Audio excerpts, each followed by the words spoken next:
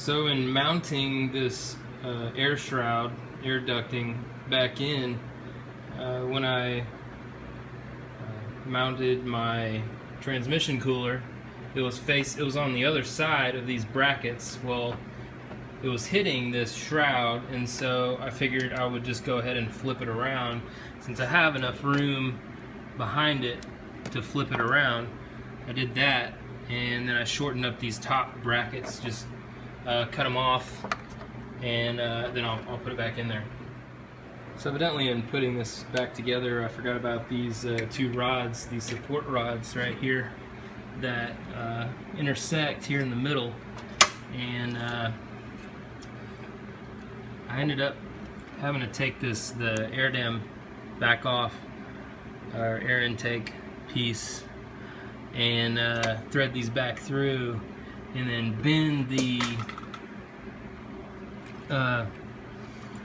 bend the brackets down below back to be able to give me clearance for those rods, so that it's not touching the transmission cooler. So don't forget to put those back on. It is worth noting that they have these little tabs on here on the rod. You see the tabs, and there's one down below here that keep like a rubber hose on them for, I guess, vibration and rattling and things like that.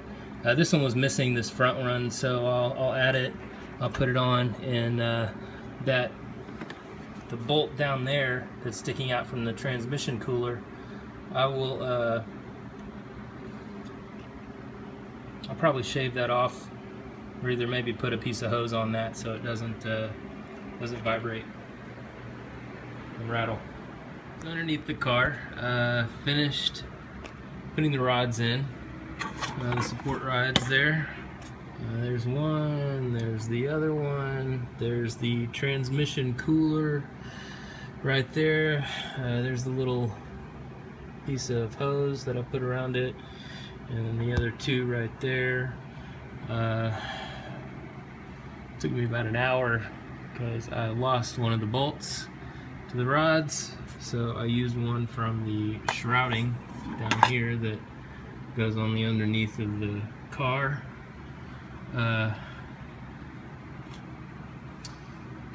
Yep, that's it right there. Everything back in, about to put the shrouds back on, and button that part up. Here it is, all buttoned up. Got the I don't know, the wind deflector on there, and then this guard right here.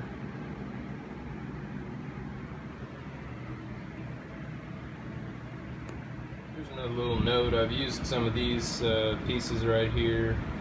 They're 8 millimeters wide right here at the base, and then these over here are 7.5 millimeters wide. They work pretty good for putting back your trim pieces back. All right, so got the heat shielding on the AC housing.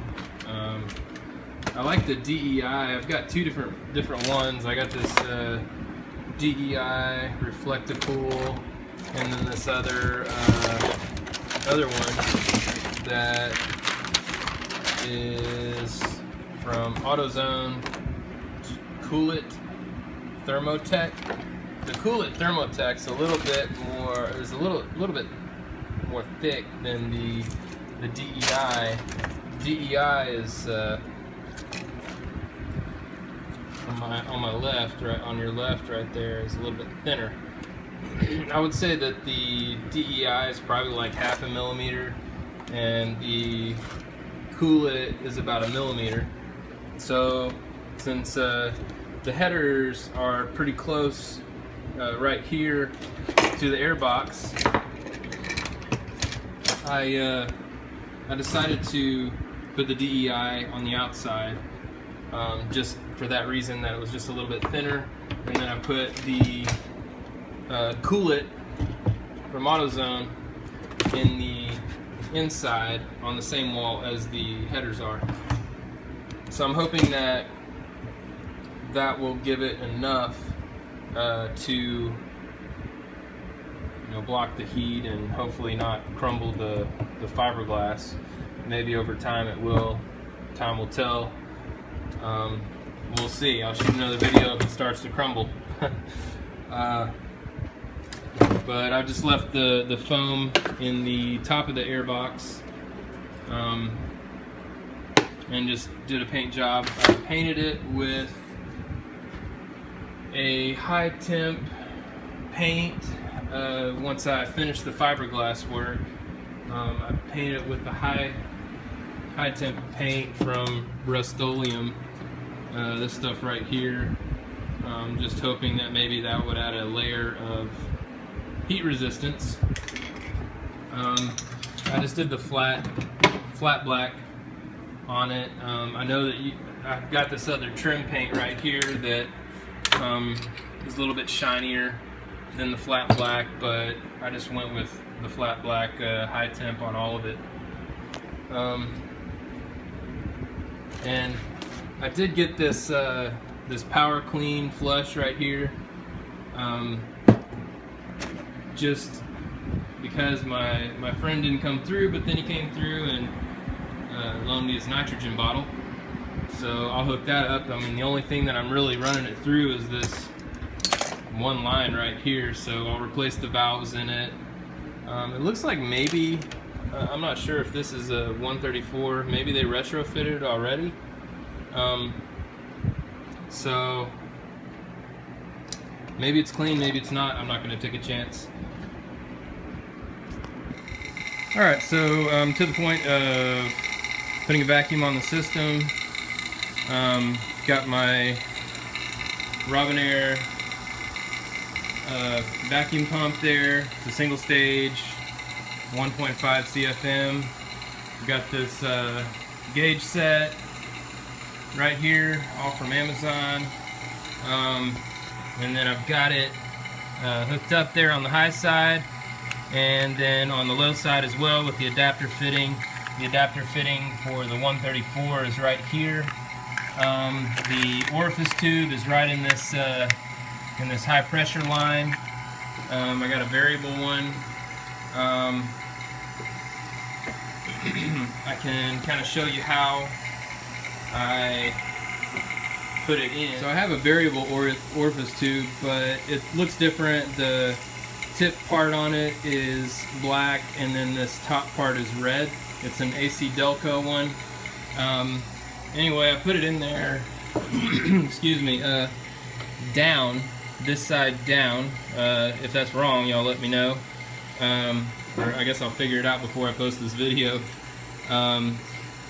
I've got here's the fan switch, high pressure fan switch. So there's a high pressure switch on the old line that goes right here. I've got the newer 91 style line going in there to hook up with the 91, I guess 92 style condenser, no, evaporator right here.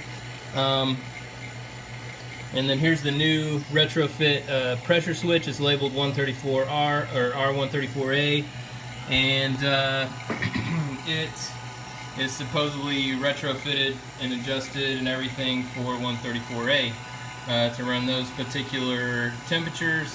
I guess you could use the other one, but I didn't want any trace of the R12 and the mineral oil in there, so I opted to get a new one. Might as well while I'm in there.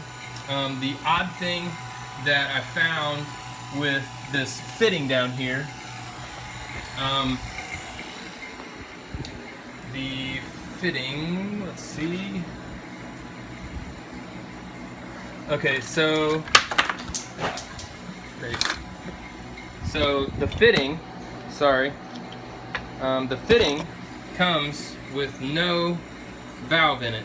And there's no way to mount a valve in that. I couldn't figure it out. I was at the parts store trying to figure it out with the guy, trying to get a valve for it. But you actually put, with your a valve kit, which you can buy, you actually put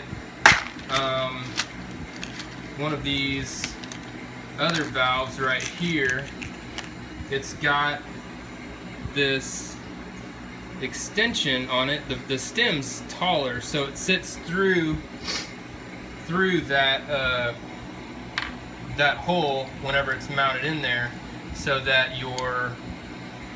and it's not this exaggerated, it actually sits down in there a little bit, but it'll sit down in there on the old line. So that kind of messed me up. I was like, I didn't know why they wouldn't come with a valve, but evidently that's why, because you just put the longer valve stem for the converting over into the old line, and then screw this on top of it, and then it works.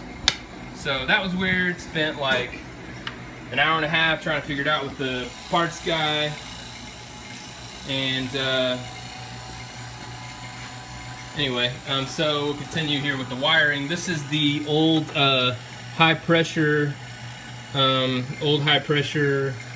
switch. This connector came from the off of the compressor, so I've just bypassed that, and I don't think I'm gonna bypass this one for the fan, because I've got the EBL dynamic EFI system ECM in my car from dynamic EBL anyway, and that controls my fans. I've got my fans wired up over here with these relays. I didn't want to spend the 15 bucks on the AC Delco style relays, so I got these other ones that you can just generically buy for them. They're just the 4-prong relays. Let's see, what else? I think the belt size that I'm going to end up using is the 100-inch belt. I think this is 101 inch if my conversion's correct. The 2540 is millimeters. 2540 there is millimeters. So that's how you can look it up by millimeters, do a conversion on it. I think I'm going to end up using this one because it's 4 centimeters shorter. It was just in my it was like, so the tighter it is, your arrow right here will line up with these, and I'm guessing that's the tension that they wanted at. So it actually ended up, after it settled, it ended up right here halfway between the little tick marks. So I think that's about it. I had to disconnect, or like these little retainers right here that sit on the side. There's this bracket right under here that both of the pipes are mounted to. I couldn't get them adjusted right, so I have this larger 3-core Champion radiator, and I had to bend them out a little bit. And then also with the evaporator line right here that sticks up, I had to bend that out a little bit for it to fit. I mean, really, that's about all the tweaking I did. Right there. We're getting close. So I just took out the old orifice tube just to see what way it was oriented in the old evaporator, and you can see there was a catastrophic failure there. You can see all the bits and junk around it. Let me get a light. So you can see all the junk around it. Sorry. See all the junk around it there. So that was a catastrophic failure with the old system. So I'm glad I'm replacing everything in it, because that's just incredibly horrible right there.